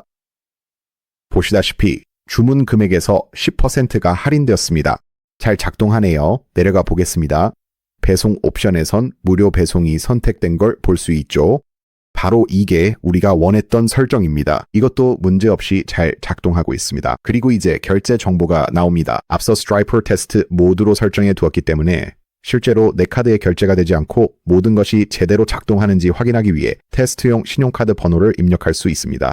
여기에서는 4241을 계속 입력하면 신용카드 정보란이 채워집니다. 그 다음에는 유효기간을 미래의 아무 날짜로나 입력하면 되고 보안 코드는 123을 입력하면 됩니다. 이렇게 모두 입력했으면 아래로 내려가서 주문하기를 클릭하세요. 자, 이제 주문이 정상적으로 완료되었습니다. 주문 확인 화면이 보이고 오른쪽에는 주문에 대한 정보가 표시됩니다. 이제 이것까지 완료했으니 실제로 주문이 워드프레스에 나타나는지 확인해 봅시다. 왼쪽 상단으로 가서 워드프레스 로고를 클릭하고 우커머스에 마우스를 올린 다음 주문으로 들어가세요. 여기 테스트 주문이 있습니다. 방금 생성된 주문을 클릭해 봅시다. 여기에서 주문에 대한 모든 정보를 확인할 수 있습니다. 이게 실제 주문이라면 여기서 상태를 변경할 수 있습니다. 주문을 처리하는 동안에는 상태가 처리 중으로 표시됩니다. 작업이 끝나면 상태를 완료됨으로 변경할 수 있습니다. 하지만 어떤 이유로든 주문을 환불해야 한다면 상태를 처리 중에서 환불됨으로 변경할 수 있습니다.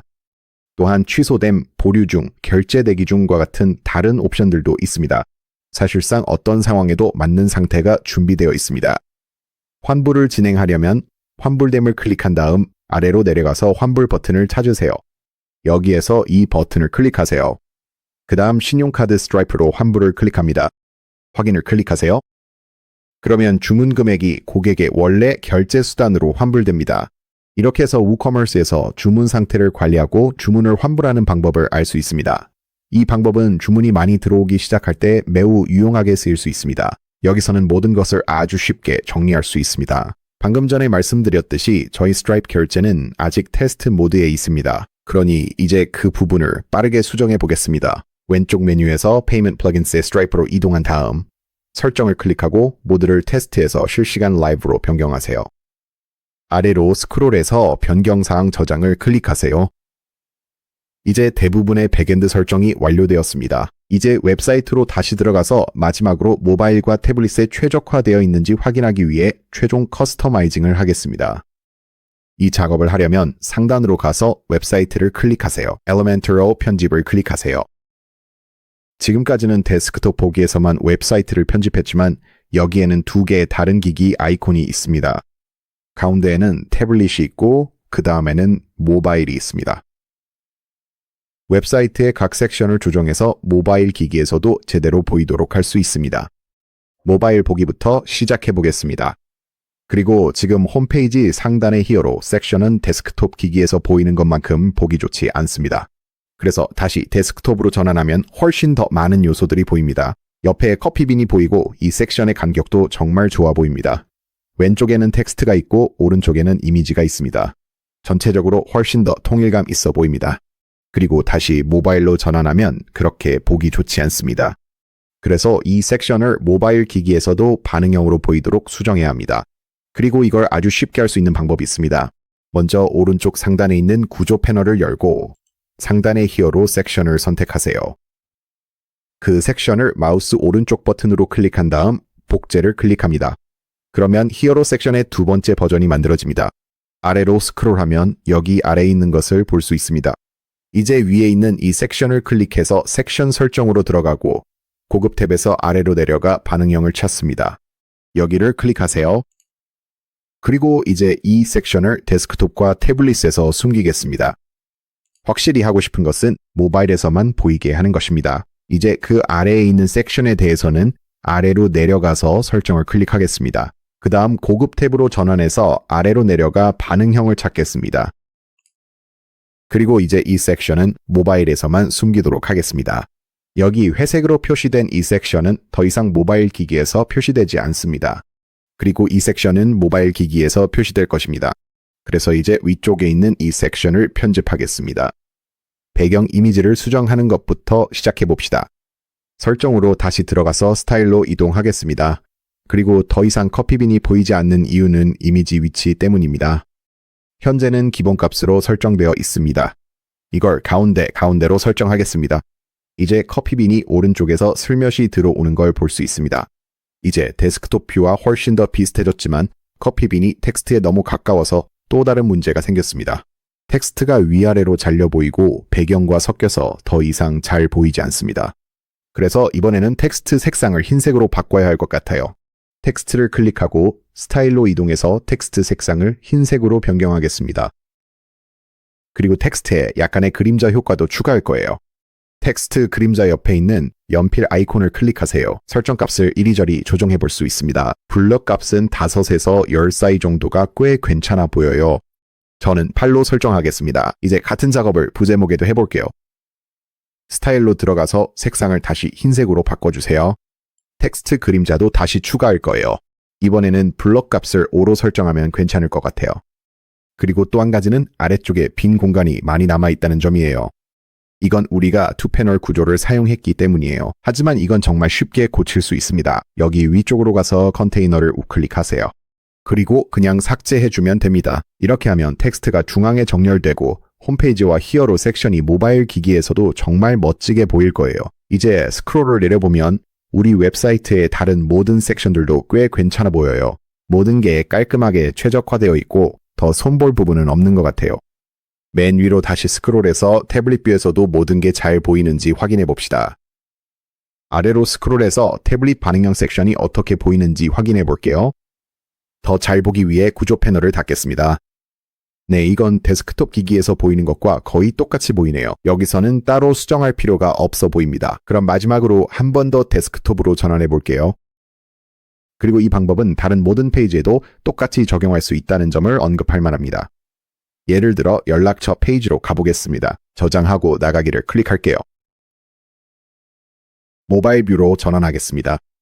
그리고 만약 여기서 뭔가 이상해 보인다면 똑같은 방법으로 섹션을 복제한 다음 모바일과 태블릿에 맞게 각각 수정할 수 있습니다.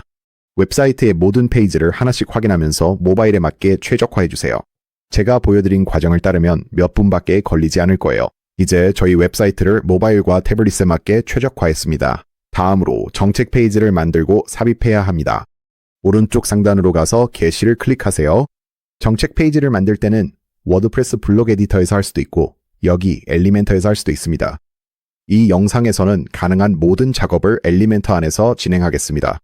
상단으로 가서 클릭한 다음 새 페이지 추가를 클릭하세요. 개인정보 보호 정책이 거창할 필요는 없습니다. 제목과 내용만 있으면 됩니다. 이후 이 페이지를 푸터와 결제 페이지에 추가하겠습니다.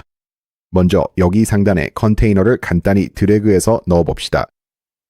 그 다음 제목 요소를 드래그해서 추가하세요. 이제 이 제목을 개인정보 처리 방침으로 바꾸겠습니다. 그리고 스타일은 가운데 정렬로 설정하겠습니다. 다음으로 또 다른 요소를 추가해 봅시다. 이번에는 텍스트 에디터를 추가할 건데 이걸 개인정보 처리 방침 바로 아래에 배치하겠습니다. 그리고 왼쪽에 본인의 개인정보 처리 방침을 복사해서 붙여넣을 수 있습니다. 여기에 무엇을 써야 할지 잘 모르겠다면 챗GPT를 활용하거나 추가로 더 조사해보는 것을 추천합니다. 개인정보 처리 방침에 무엇을 포함해야 하는지는 거주 지역에 따라 크게 달라질 수 있지만 이런 식으로 작성하면 꽤 잘 작동할 것입니다. 지금은 텍스트가 너무 붙어 있어서 이걸 바꾸기 위해 상단의 스타일로 이동하겠습니다.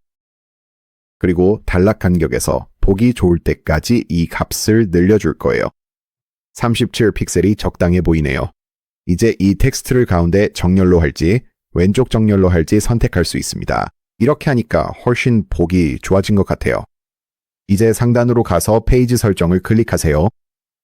제목을 개인정보 처리 방침으로 변경합니다. 상태를 초안에서 게시됨으로 바꿔주세요. 그리고 이제 제목을 숨길 거예요. 오른쪽 상단으로 가서 게시를 클릭하세요. 이제 이와 똑같은 과정을 웹사이트의 나머지 정책 페이지에도 적용할 겁니다. 여기 이 과정을 반복해야 할 정책 페이지들이 있습니다.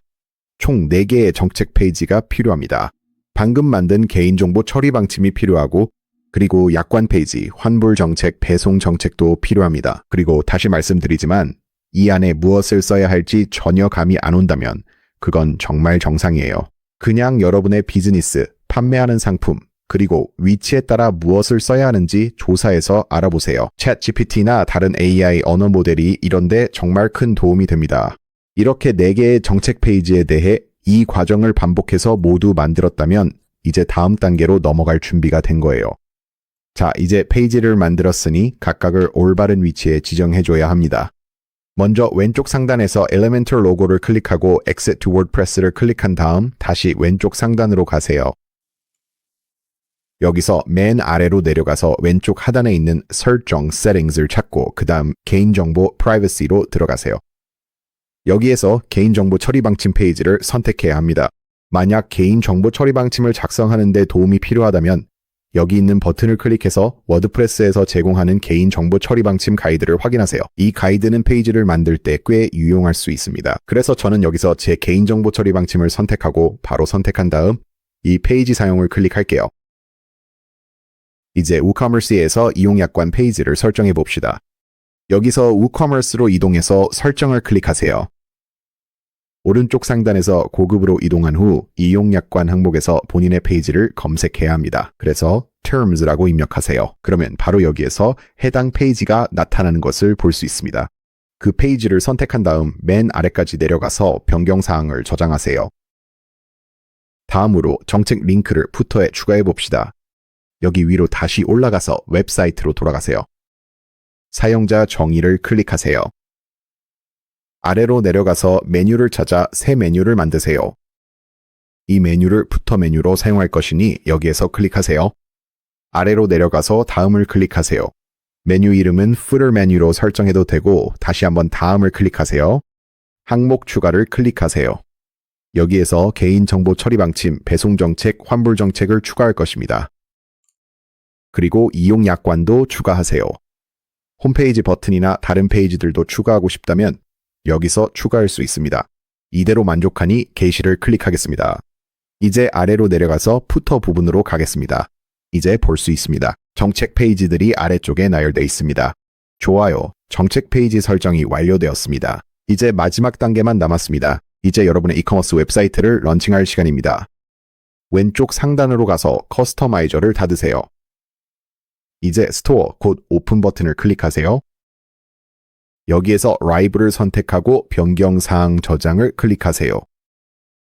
상단을 보면 이제 웹사이트가 라이브 상태임을 확인할 수 있습니다. 이것은 모든 것이 제대로 작동하고 있으며 여러분의 이커머스 웹사이트가 방문자들을 맞이할 준비가 되었음을 의미합니다. 웹포스팅에 가입할 때 영상 설명란의 첫 번째 링크를 꼭 확인하는 것을 잊지 마세요. 그 링크를 사용하면 가장 좋은 혜택을 받을 수 있습니다. 이 영상을 시청해 주셔서 감사합니다. 이 영상이 여러분의 이커머스 웹사이트를 빠르게 구축하는 데 도움이 되길 진심으로 바랍니다. 그럼 다음 영상에서 뵙겠습니다.